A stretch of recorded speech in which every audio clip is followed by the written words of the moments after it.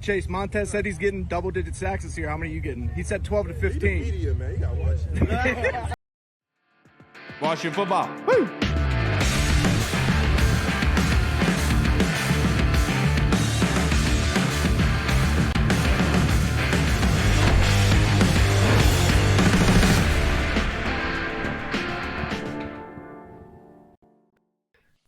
Hello, everybody, and welcome to the Burgundy Zone. I am your host, Kyle, and I am joined by my co-host, Michael Reed. Hall is in New Orleans. I hope he has fun. But we are joined by returning guest, Michael Phillips of the Richmond Times Dispatch. Thank you so much for joining us tonight, Michael. How are you doing? Great to be here. I wish I were in New Orleans, but that's all right. I'm in the second best spot, Ashburn, Virginia. Yeah. No Mardi Gras going down in Ashburn, huh? Well, we don't know that, though. We don't know how they are after practice, you know. Right. So. But, Michael, you just came out with a latest article today on the Richmond Times Dispatch.com talking about practice today, and it's the first practice with pads on. So if you can, please give us an update on what that was about and how practice was today. Yeah, man, it was a good time. So this is practice number 6. That's the magic number. First 5 have to be, first 2 are nothing, and then you can go shoulder pads or the shells from there. But then number 6 is the magic number, can go all the way. Coaches love to do that right away, of course, and Ron Rivera, no exception. And he ran some offensive line versus defensive line drills early. Always fun to see where those guys stand. I think you can take a wild guess at which unit won that one, but that's okay. They're good. And then we did full 11-on-11 scrimmage at the end of practice. There's a group of officials there this week getting their training and their work in. So they officiated the little scrimmage.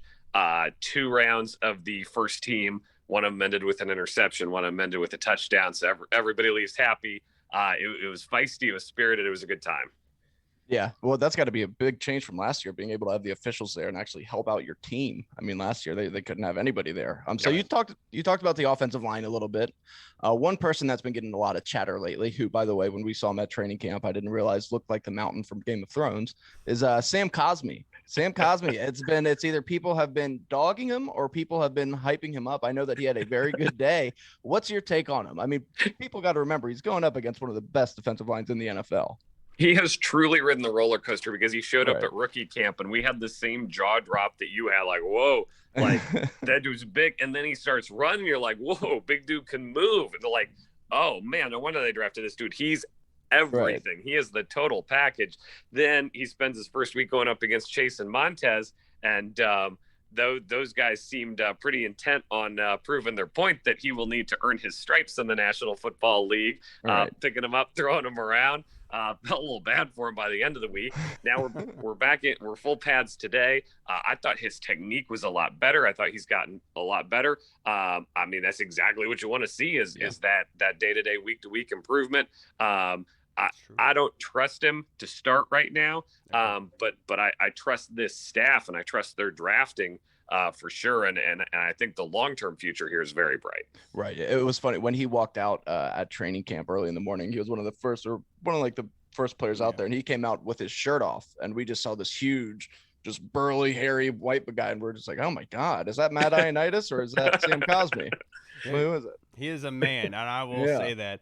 Speaking of a man, one of the 2 players just got a long-term contract with the Washington football team, and Logan Thomas and Jonathan Allen. Jonathan Allen is day-to-day per Ron Rivera in his presser today, along with Kyle Allen and Sammis Reyes. If you can you try to give us an update on those guys and what's going on with their injuries? Yeah, Kyle Allen, it's the ankle that's lingering from last year. I thought his recovery was really fast. Now, that's totally natural for there to be setbacks. I don't know that I'm ready to smash the panic button there, other than to say I don't count on him, in week 1 to be full go and ready. But he doesn't need to be either. We have a starting quarterback, and that's not up for grabs. And obviously Heineke can step in as the backup, so it's not urgent that he recover. I think he just, he wants that opportunity to show out in the preseason games for very understandable reasons. May not get that. We'll see how the coaching staff treats him, but certainly no long-term concerns there. Reyes had a weird plant during a drill today. They looked at his knee.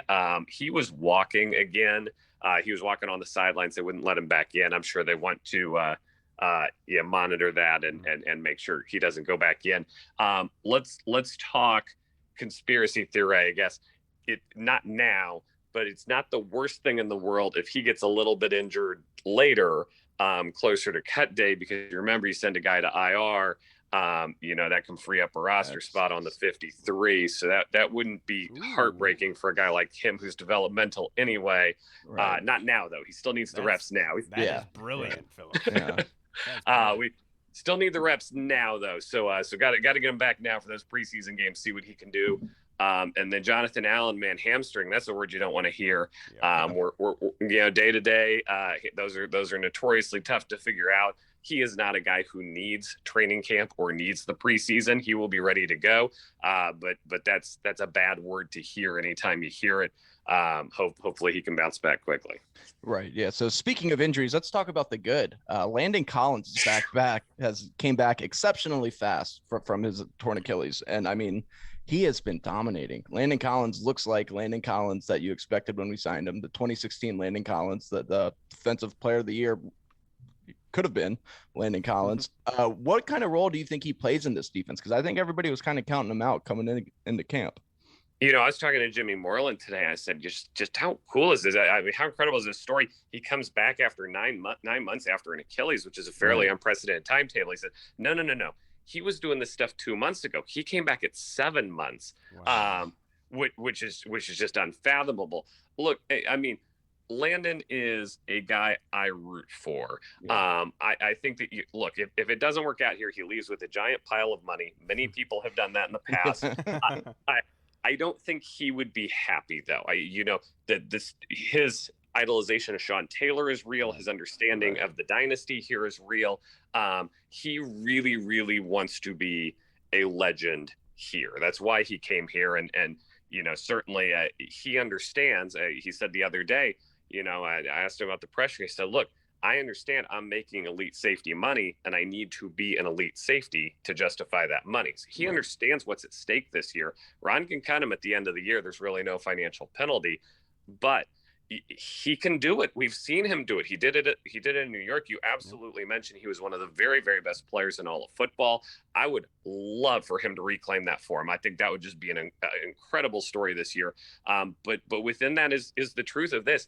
If he's not one of the very best safeties in football, even if he just gets back to kind of good, he's gone at the end of the year because of the amount of money owed. Right. So it's a high pressure year, but I'm pulling for the kid. So real fast, just a spinoff question of that. Landon Collins, do you think that he reads some of these comments? Because he seemed kind of well prepared for some of the stuff that the media had asked him about switching to linebacker. And you think he's using that as motivation? Oh, no doubt. He sees the Instagram. He felt so much love from the fan base when he came here. And then I think really felt the other side of that last year. And understandably so, because he didn't play very well. I think he wants to get back to that good side as soon as possible. Right. Yeah, and that would make a lot of sense. One player that we did not talk about that is on the injury list is Curtis Samuel. Originally, he was on the COVID list. He didn't participate in minicamp or OTAs due to that groin. So coach has him now placed on, I believe, the PUP for his groin injury. My question to you, Michael, is should fans be be concerned with Curtis Samuel if Ron Rivera is not really concerned with Curtis not getting the cohesion in time? Because in my thought process is they're using this as a time to see the younger guys. Let Curtis Samuel rehab, and let's see the younger guys as much as we can because there's a whole bunch of them. What do you think about that situation? Well, you think the way Ron thinks, that's never a bad side of an argument to be on for sure. Ron Rivera's good ammunition to have. He's been doing this for a few years. I don't know. I mean, he's such a specialized role in this offense, and he's going to run such special plays that are really only for him. It reminds me a little bit of Jordan Reed back in the day, where there were things that literally only he could do, and that's Curtis Samuel. There are things literally only he can do. He can do those things. He knows how to do those things. Rivera knows he can do those things. It's still important to do them with the rest of the team. Yeah. I feel like. That said, we're not smashing the panic button yet. We still plenty of training camp left, plenty of practices left. I would be very, very nervous though if he went straight into week one without practicing. I think for the benefit of the rest of the team, they need to see what it is he's going to do. Right. Yeah. So speaking of wide receivers, I mean, this is a very deep wide receiver group. Yeah, it's going to be tough. Do you think that there is a possibility that they keep up to 7 wide receivers? And I mean, because if you really look at it, I mean, Steven Sims, I've been his biggest critic, and I was impressed by him when we went there on Saturday. And just every chance he got, he was catching the ball. He was working after catching the ball. AGG's looked fantastic. Kelvin Harmon has looked very good. I mean, what are they going to do at receiver? Today during practice, Dax Milne showed out, and John Keim and I were talking to each other. I said, the last thing we need is Dax Milne showing out. We just don't have time for Dax Milne to show out. Sorry, buddy. We're too busy. And you're right. Steven Sims was great last week, and I think Kelvin Harmon has looked sharp coming back from the ACL a year removed from that. Gandy Golden is certainly looking a lot better. If they take a 7th wide receiver, it's DeAndre Carter. It's because he's such a good special teams player. And, you know, special teams are still an area that this team hasn't excelled in recently. You can justify that where, you know, it's 7 receivers, he's your 7th, and whoever your 6th is probably inactive on game days, at least out of the gate. I don't think that's a reach at this point. But, you know, you're really doing some math here.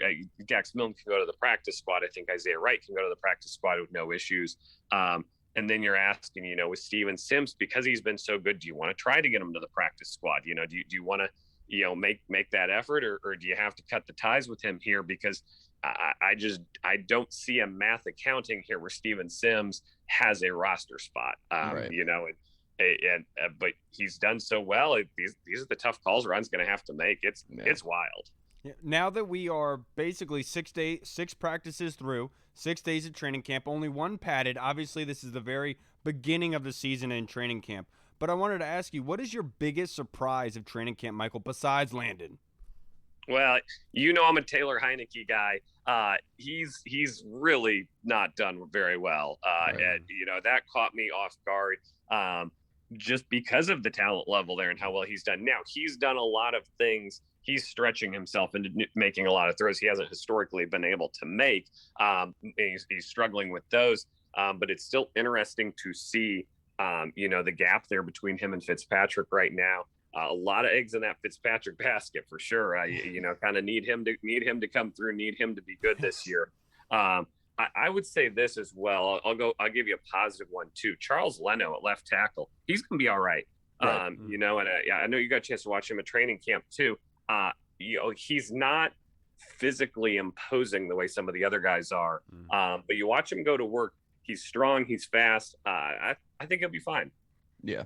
Yeah. I completely agree. I mean, that offensive line right now, that's a bit worrisome with everything that's going on. I know luckily this is happening early.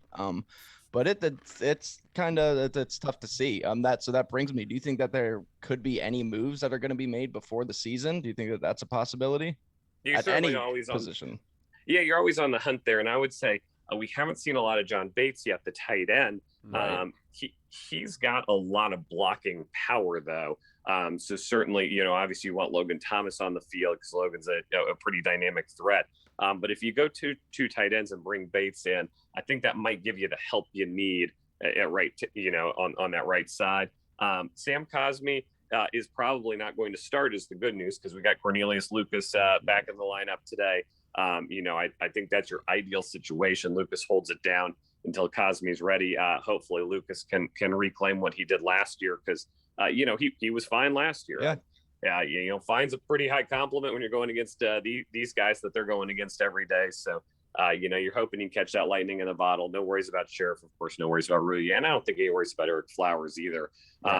So, you know, I don't think it'll be the Achilles heel of the team, and I don't think anybody's going to a Pro Bowl this year, aside from, you know, maybe Sheriff. But I'm thinking that as long as there aren't injuries, they can get this thing good enough. Okay. And let's talk about the quarterback of the defense here, Michael. One player that we were not able to see a lot of at training camp when we went on Saturday was Jamin Davis. So I wanted to ask you, how did he look today at practice with it being full pads? Yeah, man. Ron Rivera loves this kid. Yeah. And, you know, I like to watch for myself. I like to draw conclusions for myself. But I'll say this. Ron Rivera loves a linebacker. I love that linebacker too, because I'm going with Ron Rivera's evaluation of the linebacker position. Dude knows his linebackers. He loves this kid. what I'm curious to see is whether he gets the headset here in the preseason games, and just runs as the play caller. I think they want him to be the anchor middle linebacker from day one, which is just a huge ask. But he is a first-round draft pick. If he can do that day one, that's a huge tribute to this coaching staff, what they've been able to do. But man, if they don't love him, they think very, very highly of him. Right. Yeah. So I know you kind of touched on a little bit, maybe I'll say, but which newly acquired player, either via the draft or free agency, has kind of impressed you the most? Well, you're probably picking Jamin Davis. It's the obvious choice. He's a first rounder. Right, he's really good. Right. Receiver Adam Humphrey has been just a security blanket for Ryan Fitzpatrick. People don't realize he's going to get a lot of catches this year. I could see him being the third leading receiver on this team, or even the second leading receiver on this team. If the Curtis Samuel injury ends up being something, which obviously, hopefully it isn't. I think the wild card here is St. Jude, who has a very legitimate shot to be your third cornerback on the field here. We haven't seen a lot of that. We've seen more Jimmy Moreland in the practices. And of course, it's a big make or break here for Jimmy Moreland. Yeah. I'm very curious to see St. Jude when the action starts, whether he can pick it up quickly enough to earn playing time. That's not an expectation for a third-round player, but it's very rare that you have such a window, an opening there to seize that spot right away as a rookie. Right. And today, Coach Rivera in his press conference alluded to the safety position being so packed right now. There's a lot of guys, just like the wide receiver room is, to your joke before. And DeSazier Everett just came back. I'm not sure if it was COVID or for the injury, but he just came back. So this is a crowded room, Michael. Do you expect a surprise cut to happen? And if you could predict one, which one would you pick? Yeah, and hang on, because I didn't mention William Jackson and the newcomers too. William Jackson's very good. They gave him a lot of money. He's really good. Yeah, we don't need to elaborate on that one too much. Surprise cut at safety, sure, absolutely. And I think DeSazier Everett is your potential candidate for that. Wasn't COVID? It was the illness list. Okay. So had an illness that wasn't COVID, but it is back at it. It's a very interesting position, and I'm curious how it shakes out, because you're also working on how you align these guys. We've seen a lot of Khaleke Hudson, a guy who can drop back in coverage too. If you score him that way, it's a weird spot, because you're talking about guys who can flex between the two positions. But DeSazier Everett's my call if there's a guy back there on cut day who you say, that's kind of wild. Right. Yeah. So transferring back over to the other side of the ball on offense, Antonio Gibson, of course, as we all know, he's fantastic. He's looked very good. He also had a little bit of an injury problem last year, of course, battling that turf toe. He says he's okay now. But if anything happens to him, then, I mean, knock on wood, obviously, but do you think that they're prepared to handle that with Lamar Miller and with some of these guys, or how do you think that they address that? Yeah, I'm not sleeping on Jarrett Patterson either. Yeah. Here's a guy who I don't think is going to make the roster. I don't think he's going to make the 53. Okay. And I think he could be starting running back by week 10. You do the math on that one. I just think, look, McKissick's good, but I think McKissick's role is a very specialized one. Exactly. Peyton Barber, of course, has a super specialized role. This competition between Lamar Miller and Jarrett Patterson is ostensibly for the fourth wide receiver or running back spot, and probably a practice squad or an invitation later. But if Gibson goes down, I could see either of those guys becoming the starter on a week's notice. Right. It's very interesting, and no, they don't have the depth that they need there by any stretch. I think running back's probably the one position you'd be okay with, just because it's so easy to get guys off the street. If you're weak at offensive line, just kind of weak, you got to wait until next year, got to wait until the draft. But there's always running backs available. We've learned that over the years as guys have come through. Right. But man, so much riding on Gibson. He was so electric last year.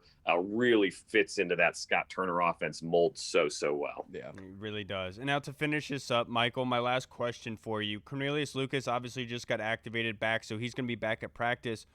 Would that mean that Sadiq Charles is going to be working more predominantly at guard? Just like Cosmi, Charles was getting beat up at tackle. He was getting abused by those great pass rushers that we have. What did you see from him at guard, and do you think that he will be working more at guard now that Lucas is back? Yeah, I'm curious to see that. I think that's where the coaching staff wants him long term for sure. And they want to give him that opportunity. I think he's a given to make the roster because of the draft pick they used on him, because of the talent.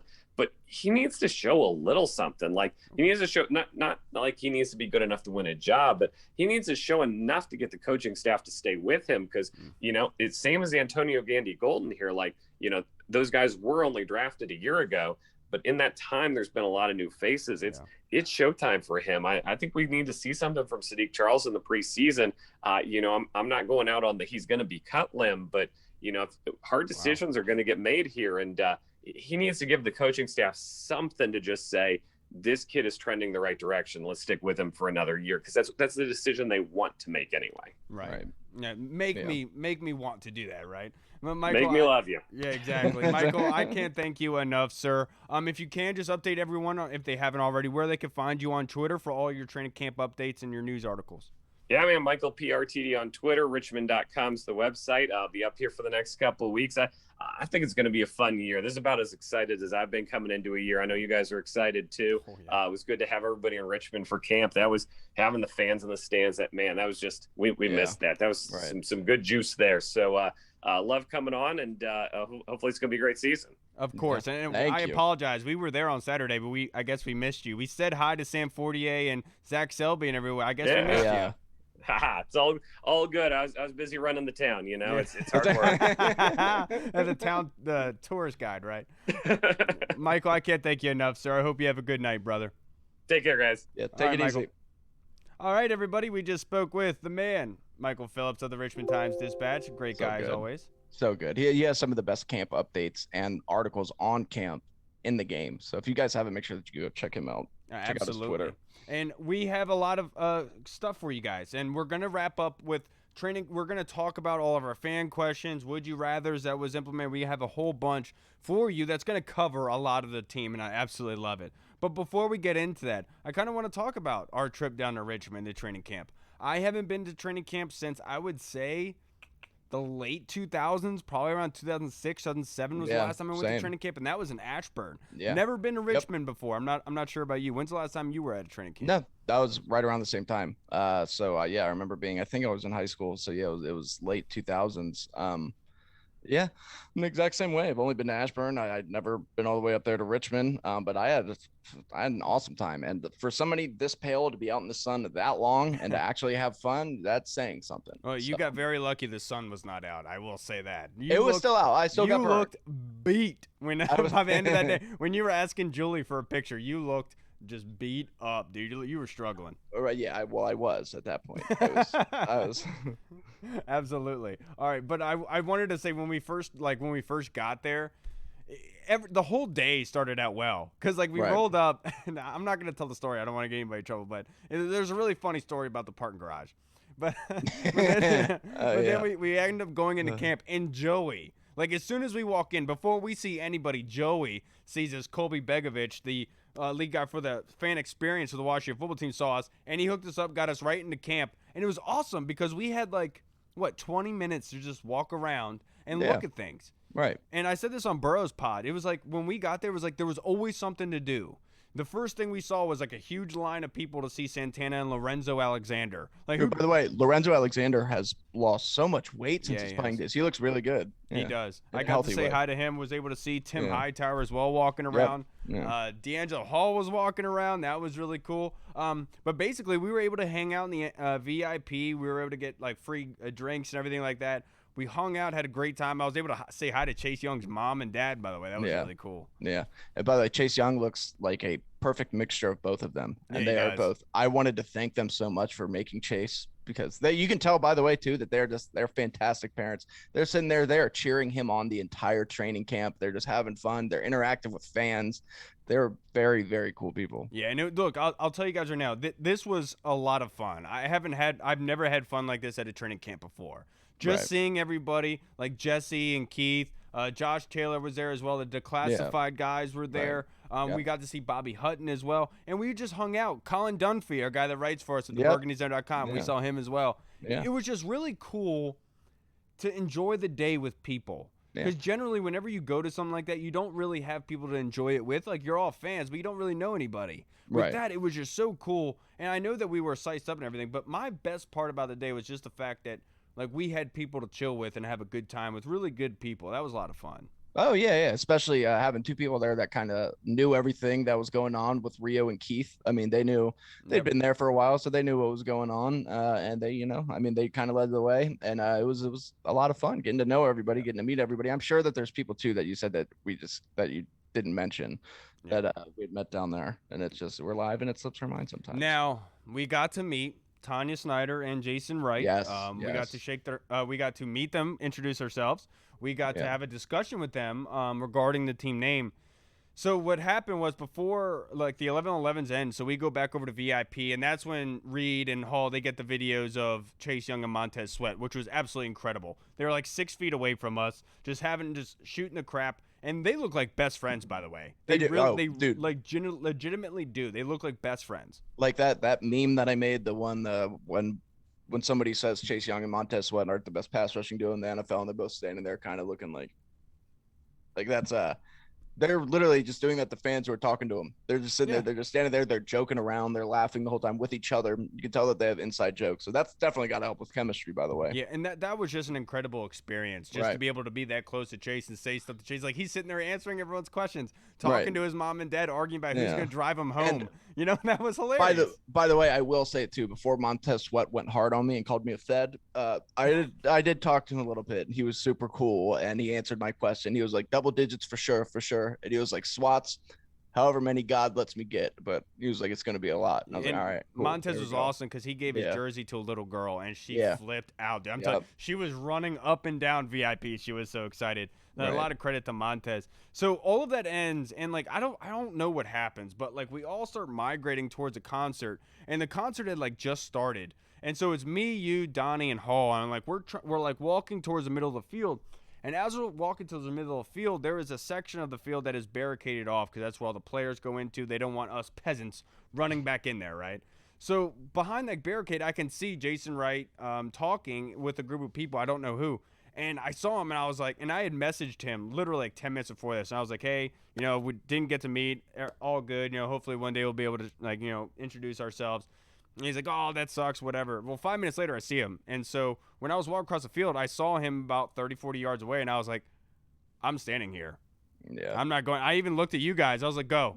Yeah. Just go. Like I was debating, too, just being like, you know what? Maybe I should let Kyle and Jason have their own time. Or maybe I should stay and try to steal Kyle's thunder. And then you guys came over. You stood with me. You waited. And then all of a sudden, Jason came out of nowhere, came over, and he said, I'm not supposed to do this. I just want to introduce myself. He asked Donnie about his tattoos that he had on his arm. Yes, he asked Donnie if he wanted to put on some pads and try out for the team. Yeah. Donnie's huge. Yeah, Donnie's huge. 6'6", 300 pounds, something like that. Yeah. But then, like, we're talking, and all of a sudden, Tanya Snyder walks up. And that was, like, huge. I was like, whoa. And then Tanya introduced herself. And so, like, you and I were expecting for them to be like, all right, guys, it was nice to meet you. Peace. They stood there. And, like, they asked us questions. They talked to us. Yeah. And people were trying, you could tell, I think it was Ben Standig. He was waiting for Jason. I just figured, I mean, we're nobodies compared to Ben Standig. We just figured he was going to be like, all right, guys, nice to meet you. I got to go talk to him. He shakes his hand. He's like, 1 second. He keeps talking to us. Just like the coolest dude ever. We're just like, oh my God, you didn't have to do that, man. Yeah. And we talked about the name change. We talked about the kind of the year turnaround that this team has had, because obviously this is Jason in front of his boss. I wanted his boss to know the change that I've seen in a year. I don't care what any of you at House have to say. The turnaround that's happened in a year has been gigantic. It's been like moving a mountain in this short period of time. It's unheard of. So I want to give him credit for that, but I made sure to bring up the UK guys. I told Jason, I told Jason and Tanya about them. I said, look, man, it sucks that they can't come over here. Jason basically updated Tanya on the COVID restrictions and everything. And then I told him, I was like, look, we're starting a GoFundMe to get a submarine to go get him. And they thought that was very funny. Yeah. But I just wanted to explain that for people, because it wasn't like we annoyed them. It was like we went out of our way to go talk. It was like literally they came over and they didn't have to. It was a very personal setting because the concert was going on. There was nobody really around us, and I was expecting there to be a huge crowd. But no, dude, we just sat there and had a very personal conversation and within 6 feet, outside of 6 feet of distance. But dude, that was incredible. I could not believe that we had that opportunity. By the way, both of them, two of the nicest people in the world. Yep. Especially Tanya has a southern twang. Yeah, and Tanya, she's such a wonderful woman. By the way, she's so nice. You could just tell she's so sweet. Yep. And so when she was talking to us and she was asking questions, she was like generally interested. She was like, how do you guys feel about what's been going on with the franchise? How do you feel about the direction that we're headed?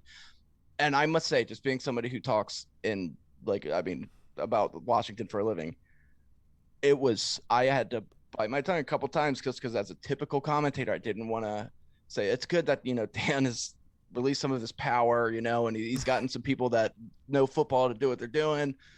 I almost let it slip a couple times. Luckily, I didn't because I kept forgetting that's her husband. Don't say that. Yeah, but no, she's a wonderful woman, and she was amazing. So. Yeah, and then after that, we said, all right, guys, we'll see you later. And we turned around, went to the concert. We hung out at the concert. We got to see the entertainment team. I was actually thoroughly impressed with the entertainment team. I don't care what anyone says about stomping your feet or whatever it is. And go. That is one of those things where it's like, I understand, I guess, maybe why people would think that it was a little bit lame when they saw it on camera. But when you're there in person, it's cool. It's a lot of fun. It's like, I don't know how many of you guys who listen to this are from DC or have been to DC or are even into go-go or whatnot. But when you listening to go-go, I mean, it wasn't all go-go, but there was a good portion of it. And I mean, that's just kind of something that you got to be there for. It's something that you got to feel.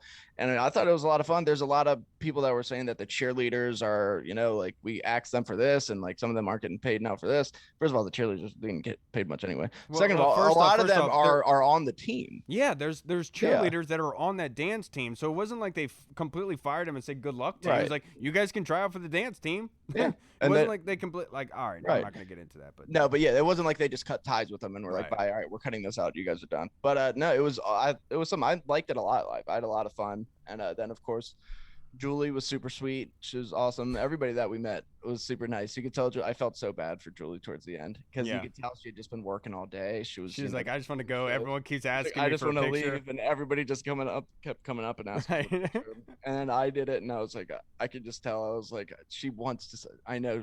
Like she's so nice that she's not going to, but I could feel it, her spirit being like, I just want to go home. I don't want to take a picture of this smelly guy.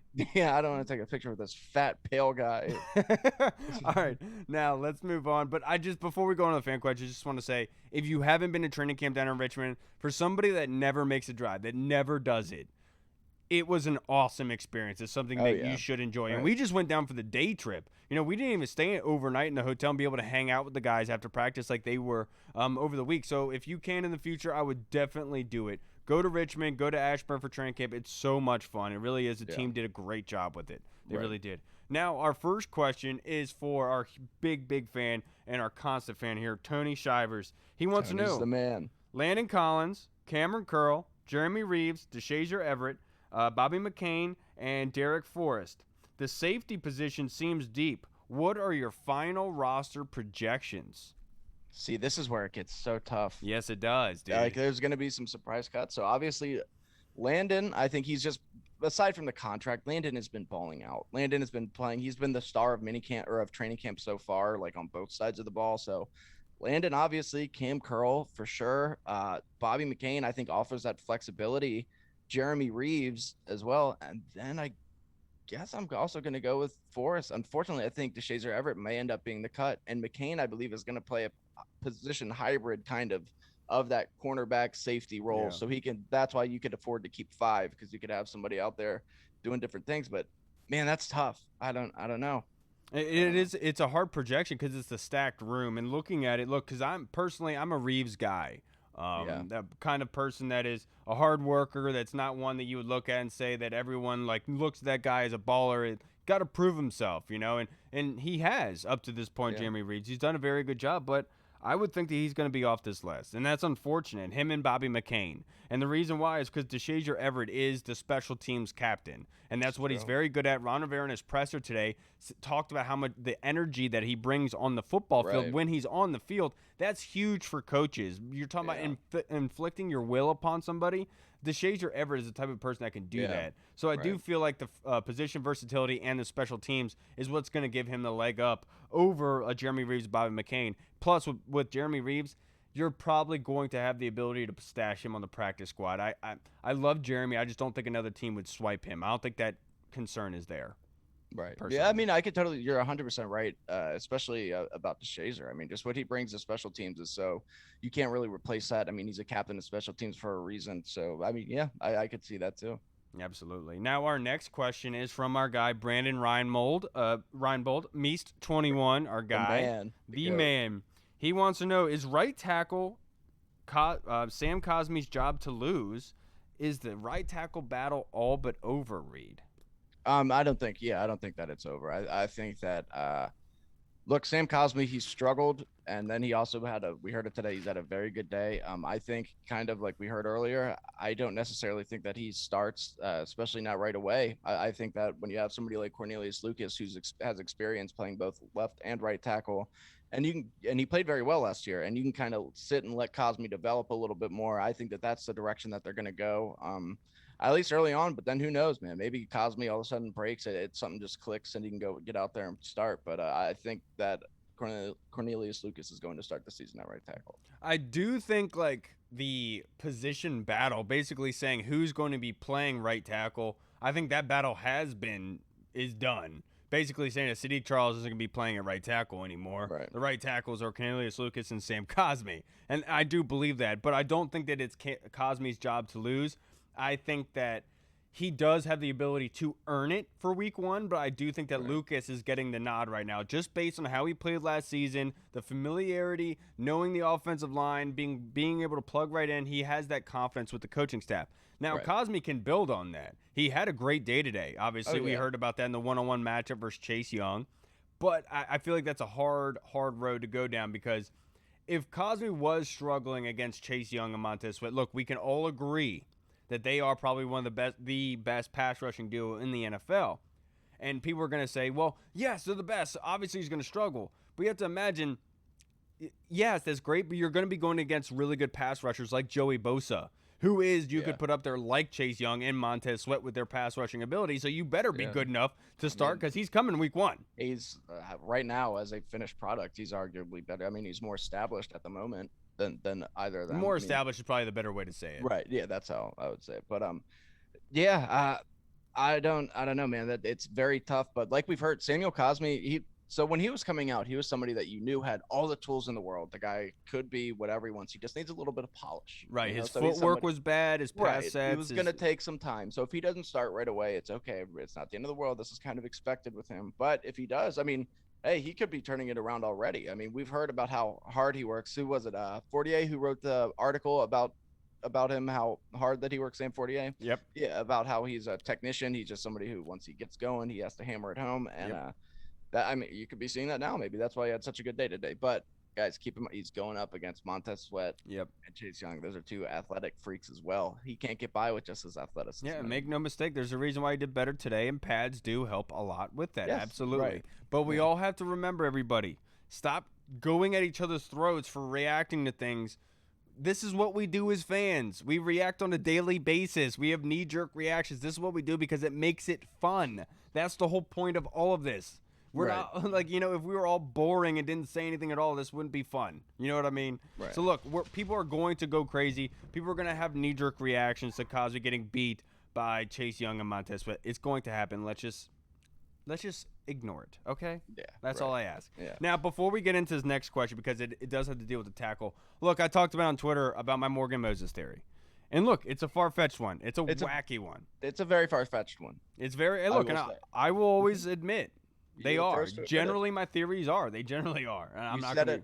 You said it before you even told me in Hall, this theory. You're like, look, it's just far-fetched. You're like, I know. This is why I'm not going to say anything about it, because it's literally a theory and can't be proven. Yeah, so. It can't be proven. And out of respect for everyone involved, I don't want people feeling bad. I don't want to be shooting anyone down, because I don't want that to happen. It's not my goal here. I was just thinking on top of my head, and people ran with it like I was like Adam Schefter with like sources on what happened. No, I just had a theory. Why are you guys coming at me? I just had a thought.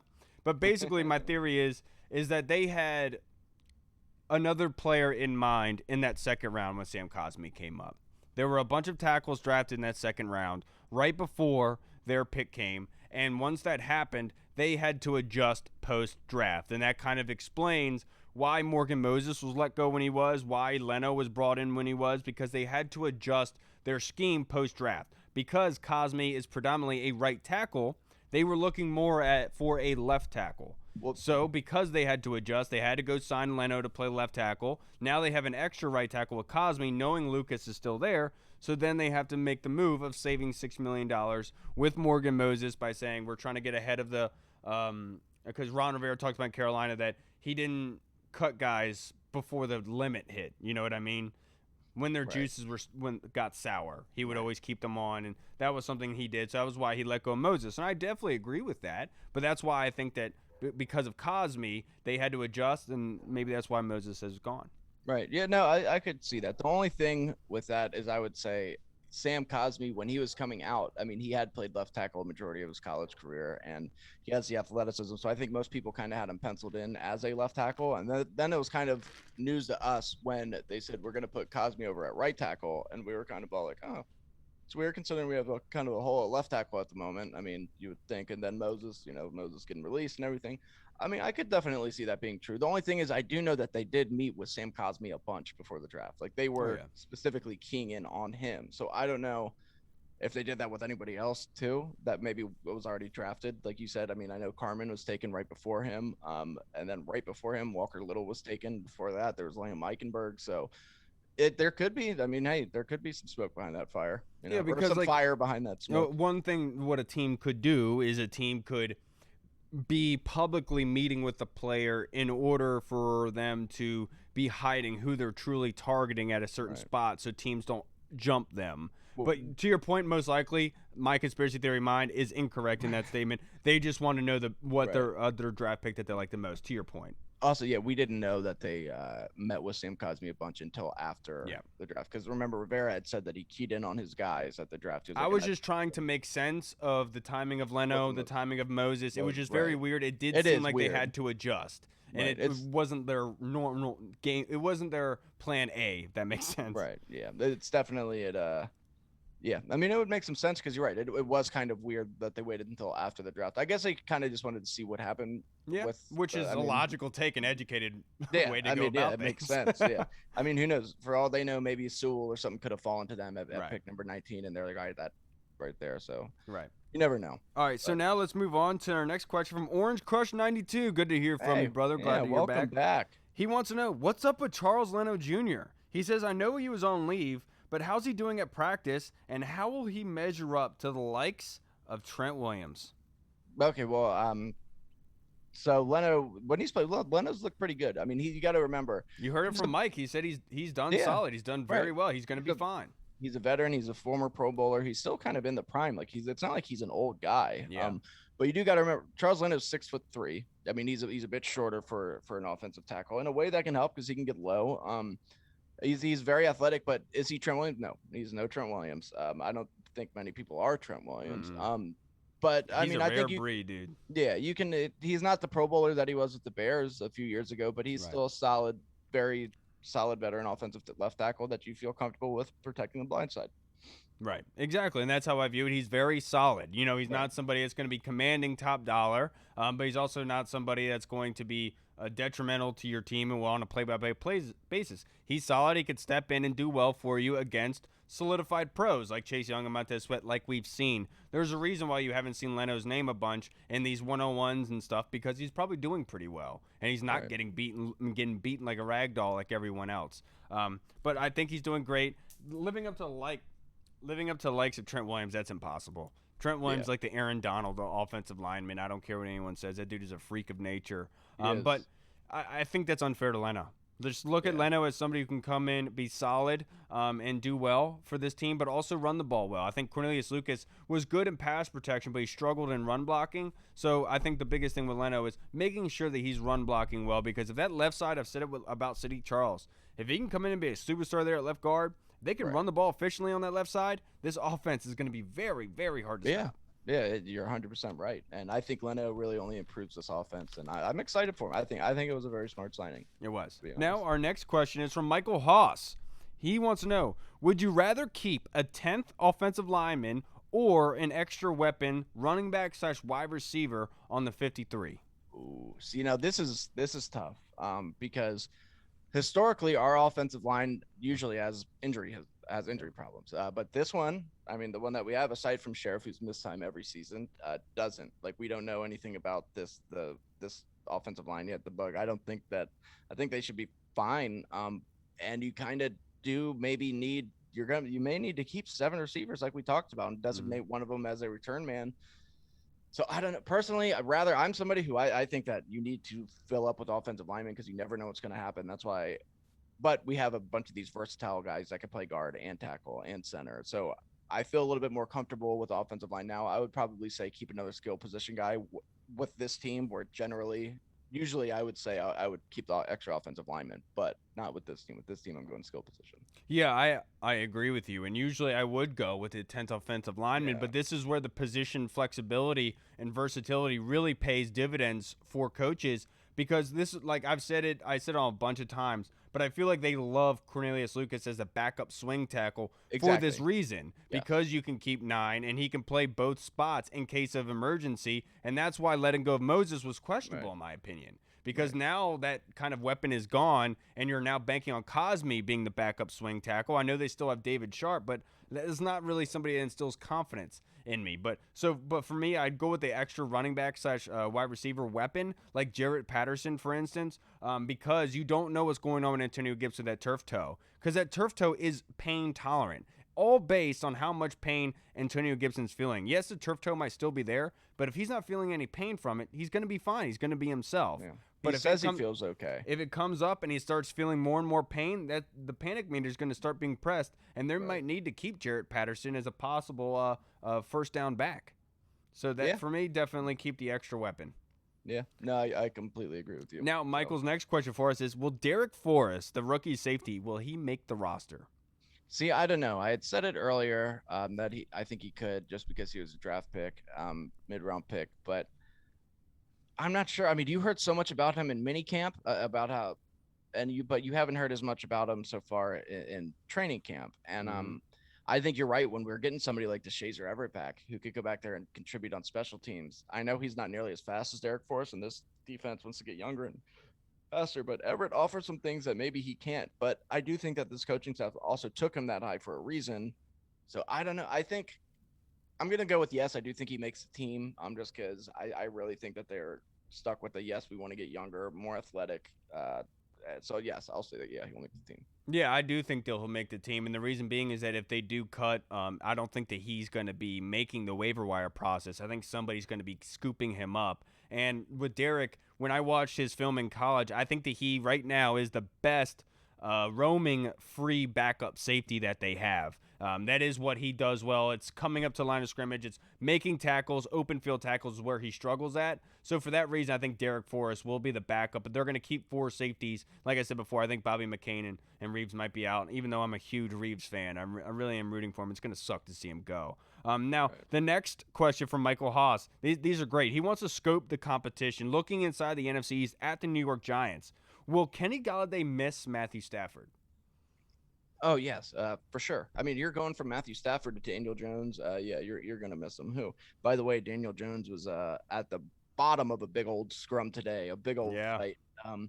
And it wasn't his fault. He's just a doof who got caught in the middle of it. But, yeah, of course. Oh, my God, yeah. Matthew Stafford, I've always said I think he's one of the more underrated quarterbacks in the NFL because he was in Detroit and because, I mean, the teams were always so bad. But Matthew Stafford is a very good quarterback, and I think you're going to see that this year. And, yeah, of course, Kenny Golladay is going to miss him big time. Yeah, and because, like before with Matt Stafford, Kenny Golladay had a Ferrari at a quarterback, willing to just dish everything out fast as hell, able to get it. Daniel Jones, it's much more confined. He wants to run the ball out, extend the play, and their offensive line is in shambles. So I am glad that the New York Giants overpaid and have Dana White running their practices, it seems like. Like I said on Twitter earlier, teams seem to take the identity of their head coach. And I know that it was cool and all about him punching his offensive line coach last season, but you could kind of see that obviously something's going wrong there. Everyone's fighting everybody. Hey. They're running laps every day. Like, something's going on there. And from everything you heard when Kelvin Benjamin got cut, Kelvin Benjamin straight up was just like, Joe Judge, he's not,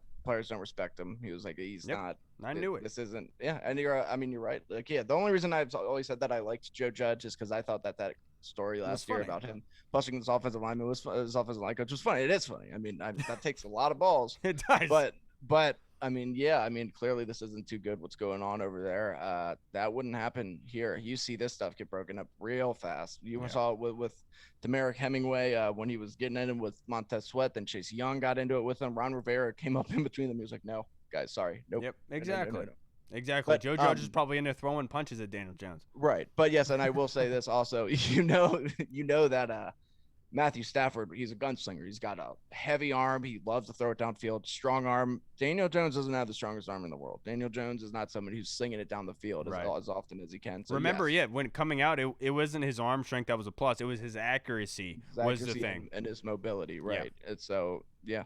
And the fact that he looks like a third Manning brother. And that being said, Michael's last question is, will the Giants be resetting their quarterback position in 2022? I think, and this scares me, but I think if you give the Giants a legitimate quarterback, they are going to be very scary. Look, they've got a good defense. They've got a good set of receivers. They've got one of the best running backs in the NFL when healthy.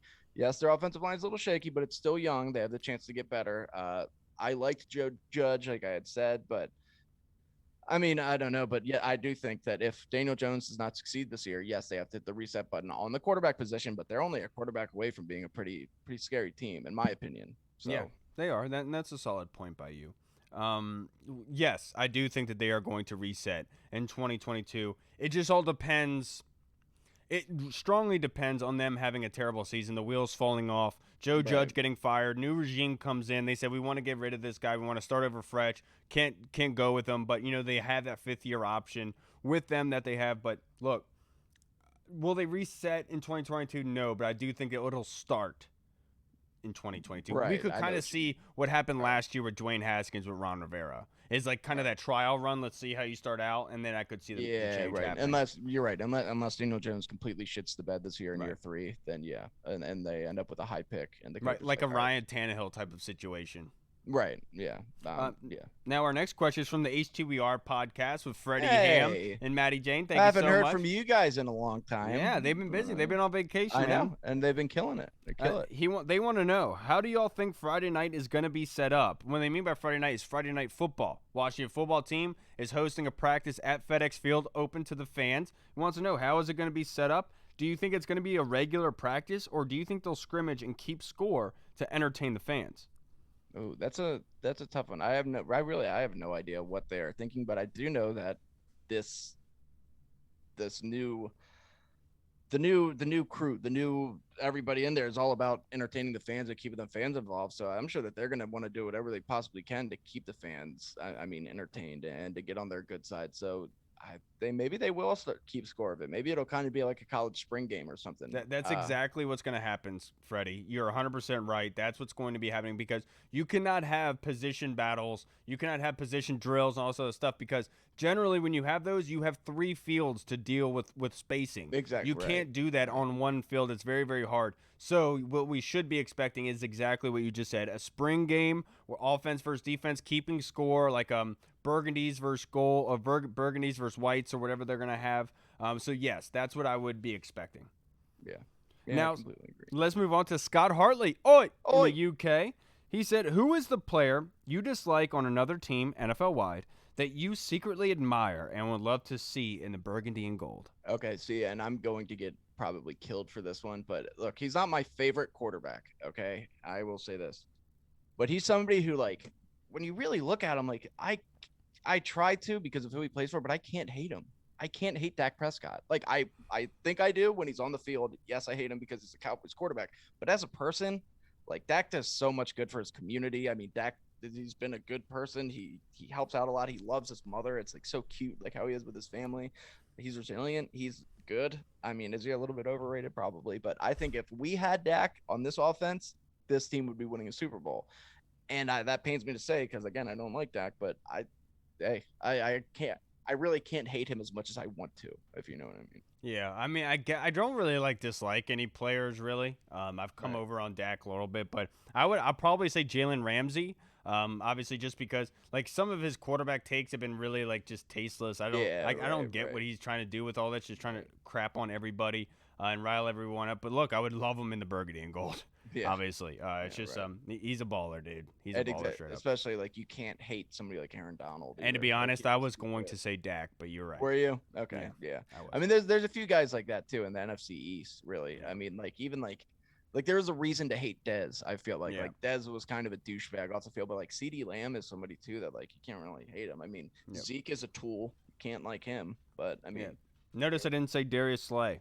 Now our next question is from Scott. He said, "Hey mate, after the great time you had at training camp, what's the one thing you would change to enable the team to engage with fans?" Oh, what is the one thing I would? I think that they're doing a great job engaging with fans. I don't know if I would change too much. I think that this team is like really, really making it a priority to engage with fans. I mean, maybe like, you know, like not having Keith there would. I'm just kidding. No, Keith was amazing. Keith was fucking everything. Keith is perfect. Keith Allowing everyone to see Bigfoot. Yeah, that's what they could do. They could maybe put up a pane of glass and make it kind of like an exhibit. Like it's like almost like a zoo, and people just get to go there and look I shouldn't have said that. It's not something that you see every day.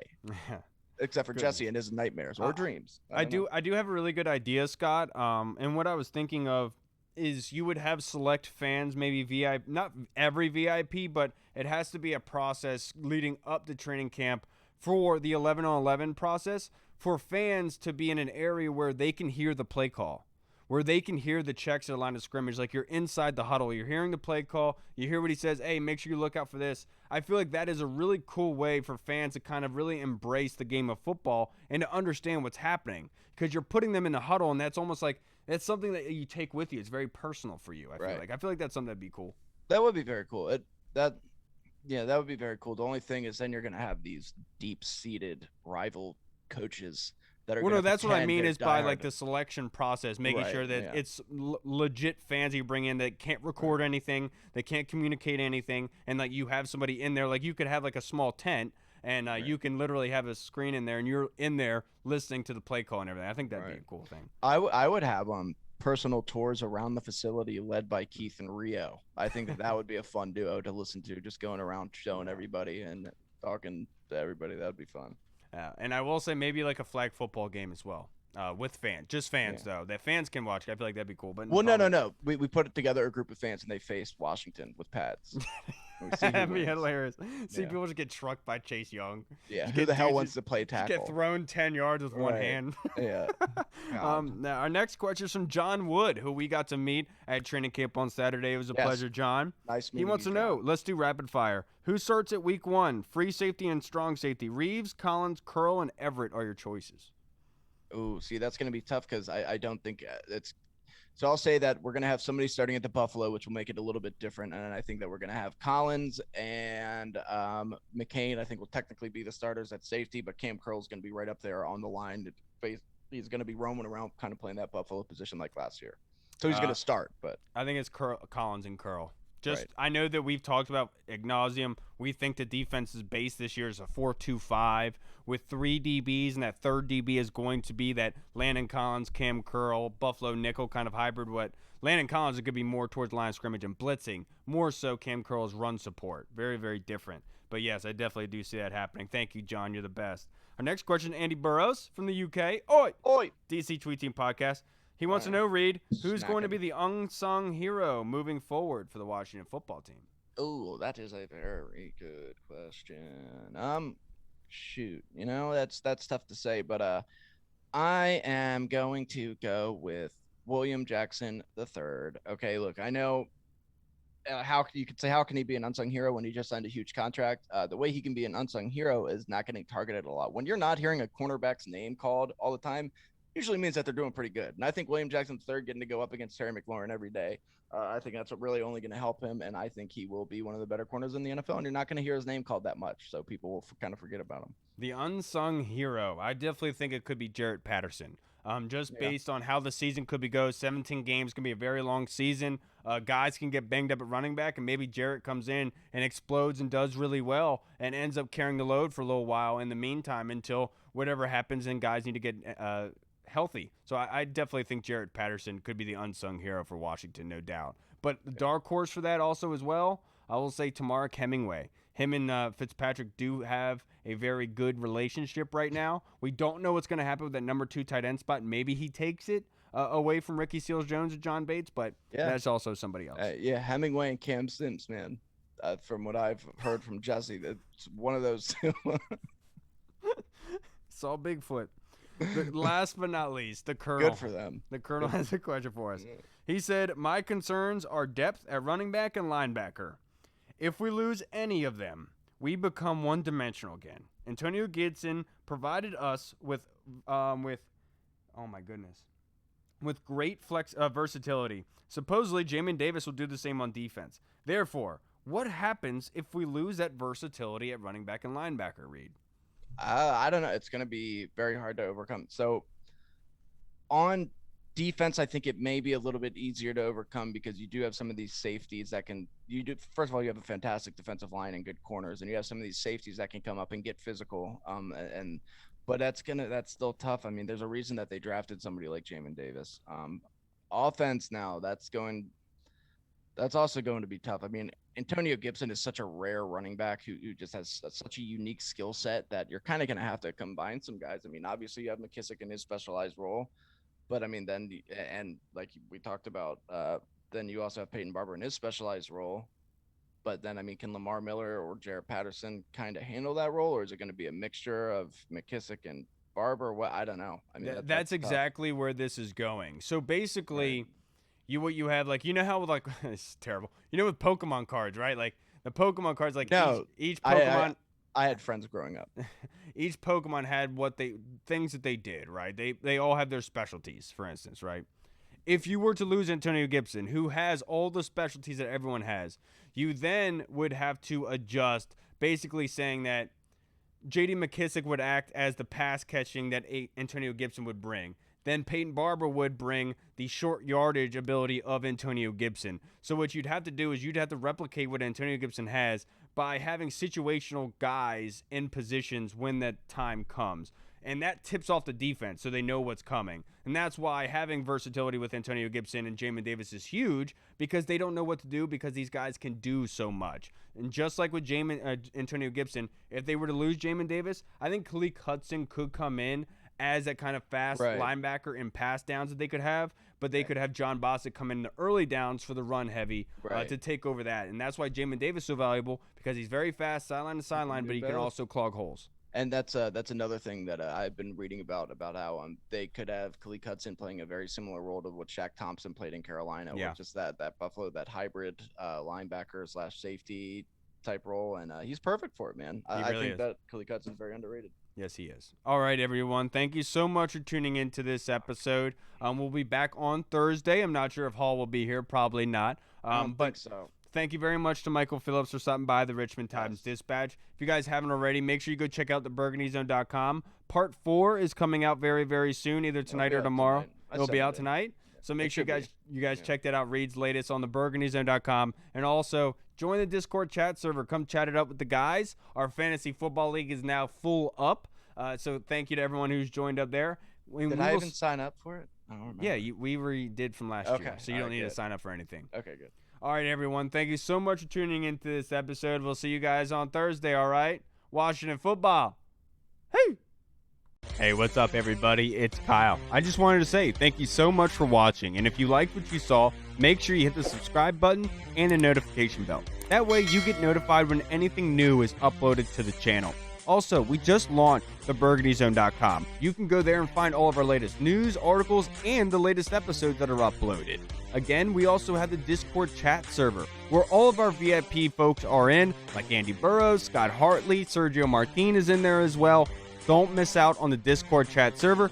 Go and check that out. Until next time, everybody, Washington football. Woo!